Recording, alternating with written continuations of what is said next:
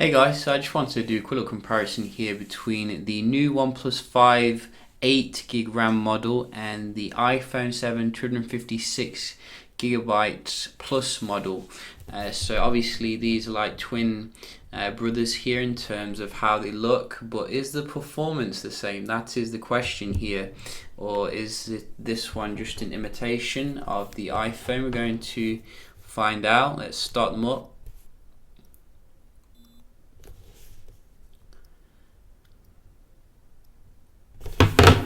So both of them have been updated to their latest software, and we have had a few Oxygen OS updates to fix some teething problems, shall we say, with the OnePlus 5. You can see the iPhone is already up and operational here, nearly a year old, and can still hang with the best of them. Whereas the OnePlus 5 wasn't too far behind there in terms of the speed. So as I said, I have updated both of them to the latest software. So we have iOS 11 here on the iPhone, which comes with some very nice new animations and looks pretty fresh in many different aspects. It's still missing some features that I would like to see, like a manual mode on the camera, which obviously you do get with the OnePlus software, which looks a lot like the Pixel launcher nowadays.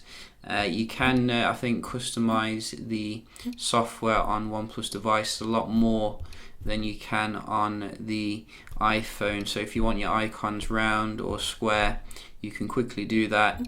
You can also do some awesome stuff in the settings here to change like the whole theme of the device. So if you don't like anything being light, you can actually go to a dark theme here completely, and then you can see this is the dark theme. Reminds me a bit of the OnePlus X in terms of the contrasty stuff. So I think on the iPhone all you can really do here is change the wallpapers. I think they have the new wallpaper for iOS 11, which is the one we've got on now, but it would be nice if we had more theming options on the iPhone.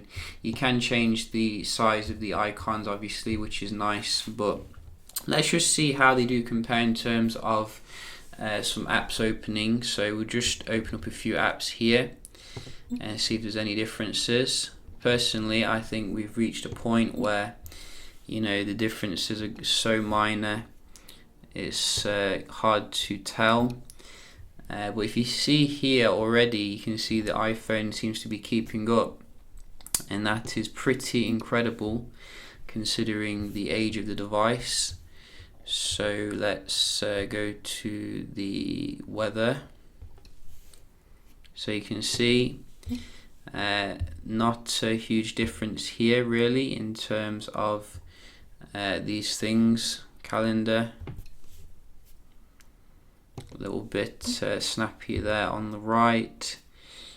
We have some third-party ones. Twitch, again iPhone.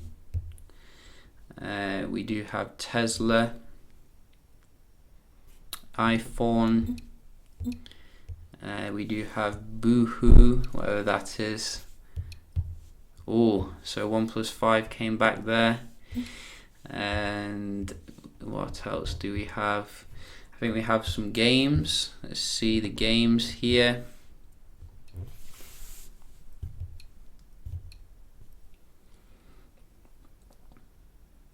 So I think iOS handles the pop-ups a little bit better. You can see there's so many different pop-ups on Nugget. I hope that they get rid of those on the next version of Android, because it interferes with the experience so much. So you can see this is taking absolutely ages to load on the OnePlus 5, and we could literally go into some different games already on the iPhone. And the reason why I'm being harsh on the OnePlus 5 is because it's near a flagship price now in terms of the cost. It's no longer a budget option. So if it's coming with the flagship price, it needs to perform. I'm sure you could probably get an iPhone 7 Plus 32 gig model for about the same price, so refurbished or something. So let's see here. I think that was the iPhone again.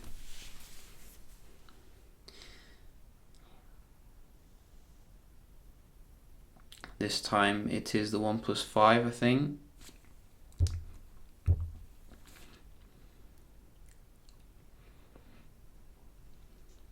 Oh no, it's the iPhone again. So absolutely fantastic performance here from the undefeated iPhone 7 Plus 256 gig model. I don't know if it's the same for, you know, phones for the lower storage one, but maybe it is. We don't know. This one looks like it is going to the OnePlus 5.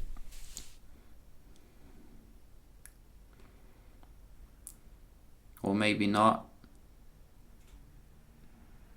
You see, iPhone's always got a backup plan, and it looks like it's going to beat this OnePlus 5 Challenger.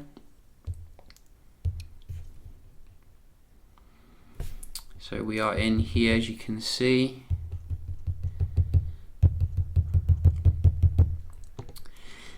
So I gotta say, you know, using the OnePlus 5, it doesn't seem to be a massive step up in terms of the speed compared to the 3T, which is actually very fast in itself. And it doesn't, you know, comparing with the iPhone 7, doesn't seem to dominate the iPhone 7 as I thought it would. But nevertheless, how does the multitasking compare? We can have a look. So this is 8 gigs of RAM versus 3 gigs. I don't expect there to be any problems here with opening up a billion apps on the OnePlus 5. As you can see, these basic ones, nice and comparable.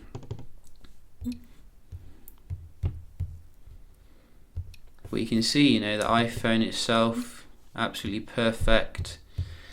Doesn't need that much RAM, and apparently the more RAM you have, the you know, the worse the battery. That's what I've heard. So that's, I think, the reason why Apple keeps the RAM so low in some of its devices. So let's just try the games again. Straight in here on the iPhone. I'm sure I touched it then.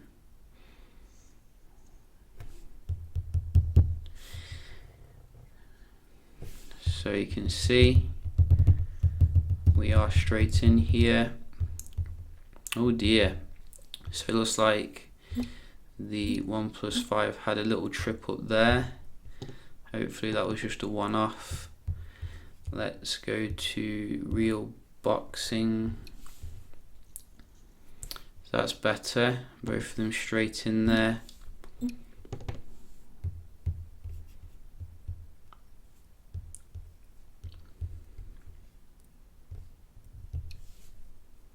And again.